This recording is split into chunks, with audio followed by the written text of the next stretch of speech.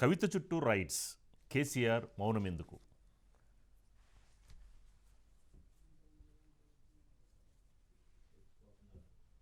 వంశీ గారు. కవిత చుట్టూ rights. ED అధికారులు కవితకు సంబంధించినటువంటి కుటుంబ సభ్యులు, అంటే కొంతమంది అతి దగ్గరగా ఉన్నటువంటి వారి ఇళ్ళ మీద, అదేవిధంగా వారికి అత్యంత సన్నిహితంగా వ్యాపార లావాదేవీలు నడిపినటువంటి వారిపైన కూడా ఈడీ అధికారులు రైడ్ చేశారట. అంటే కవిత ఈ 7 రోజుల్లో ఇచ్చినటువంటి స్టేట్మెంట్స్లో కొన్ని ఆధారాలను వాళ్ళు అడిగినప్పుడు అవి పలానా ఇంటి దగ్గర ఉన్నాయి, లేదా పలానా వాళ్ళకి ఇచ్చాను, లేదా పలానా వాళ్ళతో కలిసి వ్యాపారం చేశారని చెప్పటం ద్వారా వాళ్ళు వచ్చి రైడ్ చేశారనేటువంటిది ఇప్పుడు వస్తున్నటువంటి బేసిక్ ఇన్ఫర్మేషన్. అయితే కవితని మరొక 3 రోజుల పాటు రౌస్ ఎవెన్యూ కోర్టు పోలీస్ కస్టడీకి, ఈడీ కస్టడీకి ఇవ్వటం జరిగింది. ఇప్పుడు ఈడీ అధికారులు హైదరాబాద్లో జల్లెడ పడుతూ ఉన్నారు. చాలామందికి సంబంధించిన డేటాని సేకరిస్తూ ఉన్నారు. సరే, కేజ్రీవాల్ని కస్టడీకి ఇవ్వటం జరిగింది. 7 రోజులు అనుకుంటా, 6 రోజుల కస్టడీకి. కేజ్రీవాల్ విచారణను ఎదుర్కొంటూ ఉన్నారు. కేజ్రీవాల్ ఒక పోలీస్ అధికారి నన్ను బలవంతంగా నెట్టాడు, నా మీద దురుసుగా ప్రవర్తించాడని కూడా కంప్లైంట్ చేశాడు. ఇదంతా ఒకవైపు నడుస్తూ ఉంది. కవిత కూడా నేను ఎక్కడా తప్పు చేయలేదు, నేను నిరపరాధిని, నాకు ఎటువంటి సంబంధం లేదు, నేను అమాయకురాలని కూడా ఈరోజు ఢిల్లీ రైస్ ఎవెన్యూ కోర్టులో బలంగా చెప్పేటువంటి ప్రయత్నం చేస్తుంది. సరే, ఇది బలమైనటువంటి అంశం, పెద్ద కేసు ఇది. అయితే ఇక్కడ మనం గమనించాల్సింది ఏంటంటే, ఇంత జరుగుతూ ఉంటే కేసీఆర్ గారి మౌనం ఎందుకు? దేని గురించి కేసీఆర్ గారి మౌనం? ఏ విషయంలో కేసీఆర్ గారు హర్ట్ అయ్యారు? ఏ విషయంలో ఆయన వ్యూహాలని ఆలోచిస్తున్నారు అనేది ఇప్పుడు ప్రశ్న. జనరల్గా ఇంత పెద్ద ఇష్యూ అయిన తర్వాత కేసీఆర్ గారు ప్రెస్ కాన్ఫరెన్స్ పెట్టి కవితను అరెస్ట్ చేయడం దుర్మార్గం అని చెప్పాలి.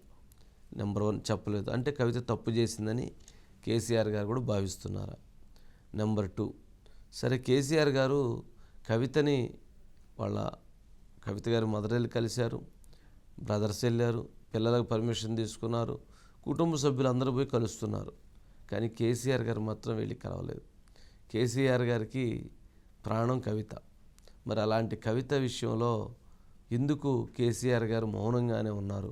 కేసీఆర్ గారు అడుగులు ఎందుకు కవితని రక్షించే విషయంలో కావచ్చు, కవితకి రక్షణగా ఉండేటువంటి విషయంలో కావచ్చు, కవితని మద్దతు తెలిపేటువంటి విషయంలో కావచ్చు ఆయన ఎందుకు అడుగులు పట్టలేదు?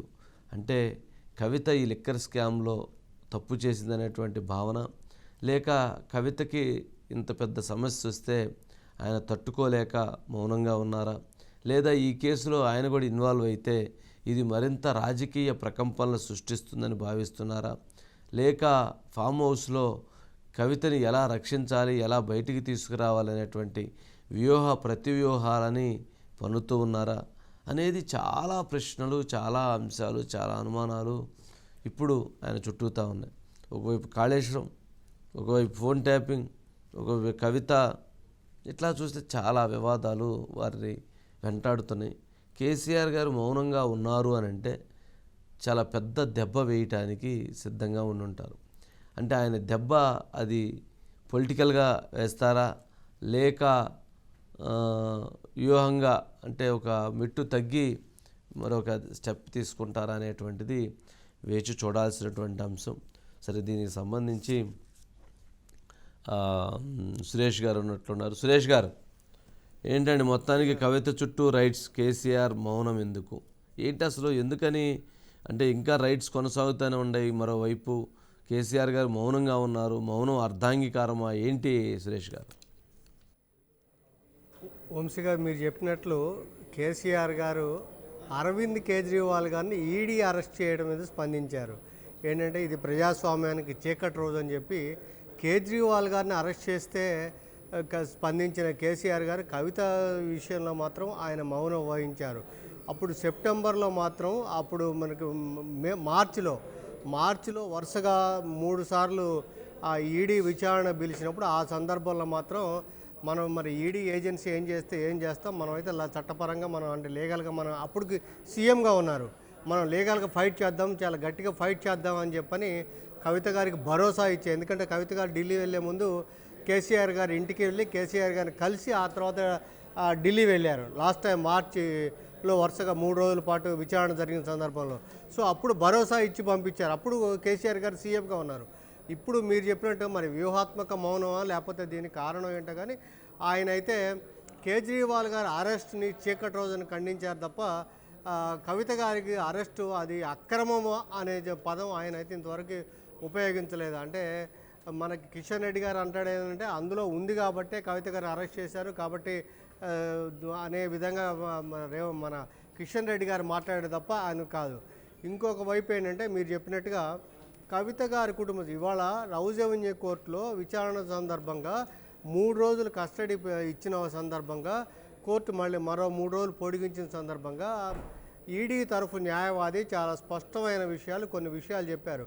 100 కోట్ల రూపాయల్లో ఇన్వాల్వ్మెంట్ ముందస్తుగా ముడుపులు ఇవ్వడం ఒక అంశం అయితే ఆవిడ ఫోన్లలో డేటా అనేది డిస్మాంటిల్ చేశారు, అంటే డేటా అనేది తీసేశారు, మేము అడిగితే దానికి క్వశ్చన్ చెప్పలేదు. తర్వాత మొన్న 15వ తారీఖున ఇక్కడ కవిత గారి ఇంటికి వచ్చి అక్కడ సోదాలు జరిపిన సందర్భంగా కొన్ని ఫోన్లు స్వాధీనం చేసుకున్నారు. అందులో ఈ శరణ్ అనే వ్యక్తి ఫోన్ కూడా ఉందంట. ఆ శరణ్ అనే వ్యక్తి ఫోను డేటా కొంత సంబంధించి అతని సమాచారం కోసం మేము నోటీసులు జారీ చేశాము, కానీ ఆ నోటీసులకు ఆయన నుంచి స్పందన రాలేదు. దాని మీద ఇప్పుడు మేము ఈడీలు సోదాలు జరుపుతుందన్నారు. ఇప్పటి వరకు కూడా ఆయన ఇంట్లో ఇంకా సోదాలు కొనసాగుతున్నట్టుగా మనకున్న సమాచారం. వంశీ గారు ఇంకొకటి ఏంటంటే ఇప్పుడు కవిత గారి భర్త అనిల్ గారి సిస్టర్ ఇంట్లో సోదాలు మాత్రం పూర్తి ముగిశాయి, ఇక్కడ మట్టి కొనసాగుతుంది. అయితే కవిత గారు బయటకు వచ్చినప్పుడు మళ్ళీ రౌజ్ అవెన్యూ కోర్టుకు వచ్చినప్పుడు ఇదంతా కూడా పొలిటికల్లీ మోటివేటెడ్, ఫ్యాబ్రికేటెడ్, తర్వాత అడిగిన క్వశ్చనే అడుగుతున్నారు. అంటే మరి ఇప్పుడు 7 రోజులు కస్టడీలో